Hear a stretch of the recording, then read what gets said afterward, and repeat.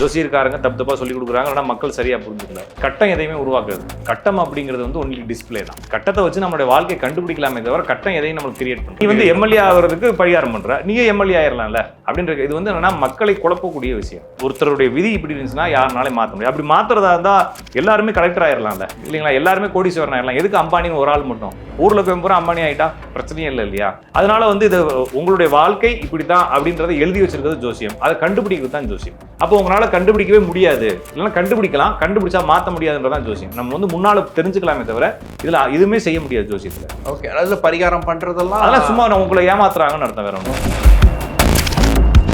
இந்த பிள்ளைக்கு 2 கல்யாணம்மா, கல்யாணம் பண்ணி ஒரு வாரத்திலே வந்துடும், ஓகே கண்டிஷன் ஓகே, இதை கண்டுபிடிக்கலாம் ஜோசியத்துல. மாற்றுவதற்கு வழி இல்லை. அப்படி மாத்துறதா இருந்தா முருகனுக்கு 2 கல்யாணம். யாருக்கு?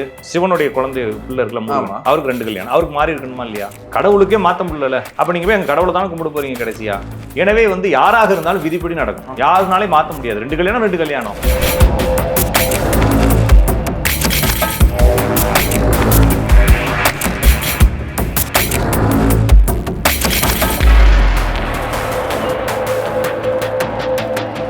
ஆன்மீக பந்தம் நேயர்களுக்கு கிறிஸ்டியின் அன்பு வணக்கம். நம்மோடு ஜோதிடர் ராஜநாடி கா பார்த்திபன் இணைஞ்சிருக்காரு.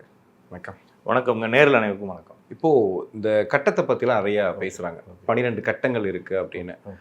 ஒரு சில பேர் பார்த்தீங்கன்னா பரம்பரையாக பணக்காரர்களாகவே இருக்கிறாங்க. சில பேர் வந்து எவ்வளோ கஷ்டப்பட்டாலும் ஒரு மிடில் கிளாஸாக இருக்க முடியுது, இல்லை ஏழையாக தான் இருக்கும், எங்களால் முன்னேறியே போக முடியல அப்படின்னு.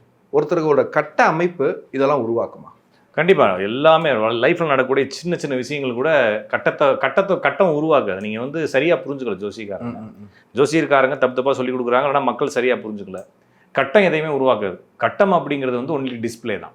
ஓகே, கட்டத்தை வச்சு நம்மளுடைய வாழ்க்கையை கண்டுபிடிக்கலாமே தவிர கட்டம் எதையும் நம்மளுக்கு கிரியேட் பண்ணுறோம் இல்லை. எங்களுக்கு பேச்சு வழக்காவே கட்டம் சரியில்லை, சரியில்லைன்றது வந்து கண்டுபிடிக்கிறப்ப கட்டம் சரியில்லைன்றப்ப நம்ம வாழ்க்கை சரியில்லைன்னு புரிஞ்சுக்கிறதா. அப்போ நம்மளுடைய லைஃப்பை வந்து இண்டிகேட் பண்ணக்கூடிய விஷயம் தான் ஜோசியமே தவிர ஜோசியத்தில் இருக்கக்கூடிய கிரகங்களோ. இப்போ வந்து உதாரணத்துக்கு ஒரு ஜோசிக்கார்ட்ட போகிறோம், உங்களுக்கு சுக்கிரன் சரியில்லை அப்படின்னா சுக்கிரனை சரி பண்ணுறதுக்கு பூஜை பண்ணு அப்படின்னு சொல்கிறது வந்து மக்களை நம்ப வைக்கிறதுக்கான ஒரு வேயை தவிர அப்படி உண்மை இல்லை. ஜாதத்தில் இருக்கக்கூடிய சுக்கிரனுக்கும் அதில் இருக்கக்கூடிய ப்ராப்பர் சுக்கிரனுக்கும் நம்மளுடைய லைஃபுக்கும் தொடர்பே கிடையாது. ஓகேங்களா? இப்போ என்ன ஜோசியம் அப்படின்னா நம்ம வந்து கடிகாரத்தை யூஸ் பண்ணுறோம். இந்த கடிகாரம் அப்படின்னா என்ன அப்படின்னு பார்த்தீங்கன்னா, இப்போ உங்கள் கையிலையும் கட்டிருக்கீங்க, நானும் கட்டிக்கிறேன். கடிகாரங்கிறது எதனுடைய ஒரு மாற்று வடிவம், எதற்காக அதை கட்டிக்கிட்டு இருக்கோம், இதில் என்ன தெரிஞ்சுக்கிறீங்க? நீங்கள் நேரம் பார்க்குறோம். நேரம் எதை வச்சு பார்க்குறீங்க? முள்ளு ஓடுறத இல்லை, முள்ளு எதை பேஸ் பண்ணி கிரியேட் பண்ணிக்கிறாங்க? நம்ம இந்த சூரியன். அப்போ சூரியன் சுற்றுறதை வச்சு, சூரியனை நம்ம சுற்றி வரதை வச்சு ஒரு 24 மணி நேரத்தை, அதாவது வந்துங்க சூரியனை அடுத்த உதய வரைக்கும் வரக்கூடியதை நம்ம வந்து 2ஆக பிரிச்சிருக்கோம், பகல் இரவாக பிரிச்சிருக்கோம். ஆமாம். அப்போ பகல் 12 இரவு 12 மொத்தம் 24 மணி நேரத்தை 12 பிரிச்சிருக்கோம். ஏன் 12 பிரிச்சிருக்கோன்றதுக்கு வேறு காரணங்கள் இருக்குது. இதெல்லாம் டெக்னிக்கலான ரீசன்ஸ். அப்போ இந்த கடிகாரம் என்பது என்னுடைய வாழ்க்கையை தீர்மானிக்கிறது கிடையாது. ஓகே. ஆனால் இந்த கடிகாரம் என்ன செய்யுதுன்னா என்னுடைய வாழ்க்கையை வாழ்வதற்கும் எனது வாழ்க்கையை புரிந்து கொள்வதற்கும் உதவுகிறது. புரிஞ்சுக்கிட்டீங்களா? அப்போ கடிகாரத்தில் இப்போ இந்த முள்ள வந்து 8க்கு போயிடுச்சு, சின்ன முள் 8க்கு போயிடுச்சு, அதனால தான் பசிக்குதுன்னு நம்ம சொல்லக்கூடாது இல்லையா? சின்ன முழுக்கும் என்னுடைய வயிறுக்கும் சம்மந்தம் கிடையாது. ஆனால் சின்ன முள் 8க்கு போகக்கூடிய காலத்தில் என்னோட வயிறு பசிக்குதுன்றதனுடைய சிங்க்ரோனைசேஷன் புரிஞ்சு வச்சுக்கிட்டு இருக்கோம். ஓ, அப்போ அது கட்டமும் நம்மளுடைய வாழ்க்கையும் இப்படி எல்லாம் ஒன்று தான். கட்டம் அப்படிங்கிறது காலகணிதம் தான். அப்போ கட்டம் 12 கட்டம் என்ன அப்படின்னா, நம்ம பூமியை சுற்றி இருக்கக்கூடிய பிரபஞ்ச பகுதியை நம்ம 12ஆக பிரிக்கிறோம். நம்ம பூமியை சுற்றி 360 டிகிரியில் கிழக்குலேருந்து மேற்கு இந்த சூரியன் சுற்றி வரக்கூடிய பாதை தான் வந்து எக்லிப்டிக் பிளேனாக தான். இதில் தான் எல்லா கிரகங்களும் நம்மளை சுற்றி வருது. இந்த பகுதியை நம்ம அப்படியே பிரபஞ்சத்தை அப்படியே 12ஆக பிரிக்கிறோம், 12ஆக பிரிக்கிறோம். ஏன் 12ஆக பிரிக்கிறோம்னா, ஒரு வருஷத்துக்கு 12 பௌர்ணமிகள் வருது. நம்ம ஒரு தடவை பூமி சூரியனை சுற்றி வரதுக்குள்ள 12 தடவை நம்மளை சந்திரனை சுற்றி வந்துடுது. எனவே 12 பௌர்ணமிகளாக பூரணைகளாக பிரித்து அதை ஒவ்வொரு மாதங்கள்னு பேர் வச்சு அது 12 பிரிவுகளாக பிரிக்கிறோம். அப்போ சைத்திர நட்சத்திரங்களில் சந்திரன் போகக்கூடிய காலத்தில், சித்திரை மாதத்தில் பௌர்ணமி போகக்கூடிய காலத்தில் வரக்கூடிய மாதத்தை சித்திரை மாதம்னு கூப்பிடுறோம். அப்போ சூரியனுக்கும் மாதத்துக்கும் சம்மந்தம் இல்லை. இது எல்லாமே லூனார் காலண்டரில் உங்களுக்கு இந்த காலண்டர் தான், நம்ம லூனார் காலண்டர் தான், சீட்ரிகள் காலண்டர் கிடையாது. உடனே எனவே இந்த 12ஆக பிரிக்கிறோம். 12க்குள்ள கிரகங்கள் எங்கே போய்கிட்டு இருக்குன்ற ஒரு ஸ்கேல் எடுக்கிறோம்.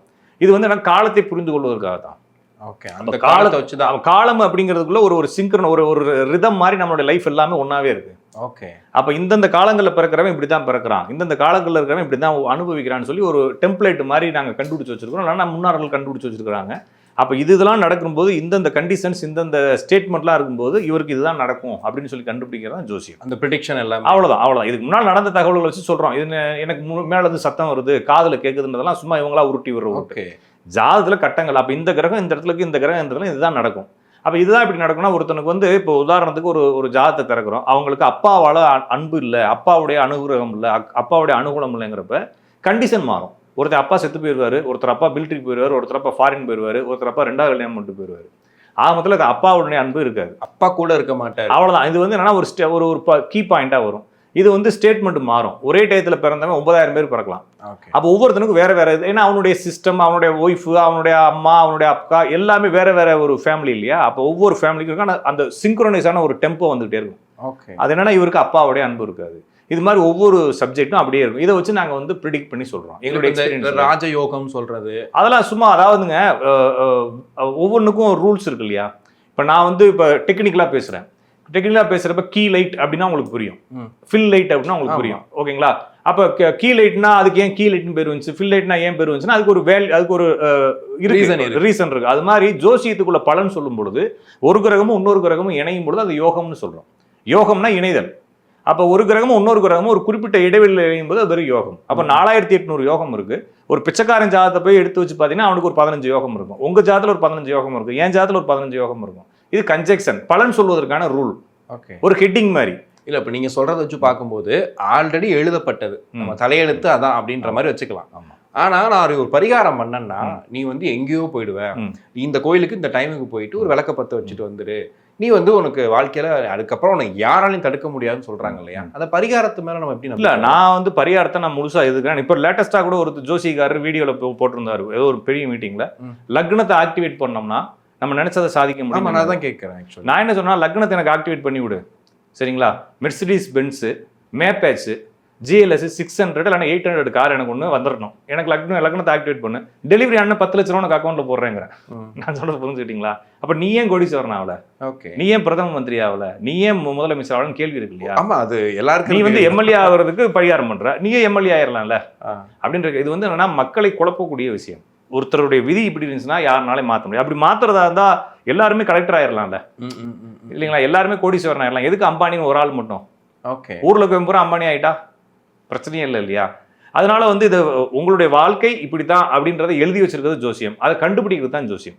அப்போ உங்களால கண்டுபிடிக்கவே முடியாது, இல்லைன்னா கண்டுபிடிக்கலாம், கண்டுபிடிச்சா மாற்ற முடியாதுன்றதான் ஜோசியம். நம்ம வந்து முன்னால தெரிஞ்சுக்கலாமே தவிர இதுல எதுவுமே செய்ய முடியாது ஜோசியத்துல. ஓகே, அதுல பரிகாரம் பண்றதெல்லாம் அதெல்லாம் சும்மா உங்களை ஏமாத்துறாங்கன்னு அர்த்தம், வேற ஒன்றும். ஓகே, இல்ல ஒரு பொண்ணு மாப்பிள்ள கல்யாணம் பண்ண போறோம், ஒரு பொண்ணுக்கு போய் ஜாதகம் பார்க்கும்போது இத்தனை பொருத்தம் இல்லை அப்படின்றாங்க. அந்த ஒரு பொருத்தத்துக்கு நீ இந்த ஒரு பரிகாரம் பண்ணிடுங்க சரியாயிடுன்றாங்க. செவ்வாதோஷம் சொல்லிட்டு ரொம்ப காலமா இருக்கக்கூடியது. அப்படி இருந்தால் அந்த பொண்ணை வந்து கல்யாணம் பண்ணக்கூடாது. இந்த நாகதோஷம் சொல்கிறது, கல்யாணம் பண்ணணும் 2 நாளில் கணவன் வந்து இறந்து போயிடுவார், எல்லாத்துக்கும் ஒரு பரிகாரமும் சொல்கிறாங்க, ஒரு எச்சரிக்கையும் சொல்கிறாங்க. நம்ம எதை நம்புறது? இல்லை, எச்சரிக்கை சொல்கிறாங்கன்னா ஓகே, அதை ஏற்றுக்கலாம்.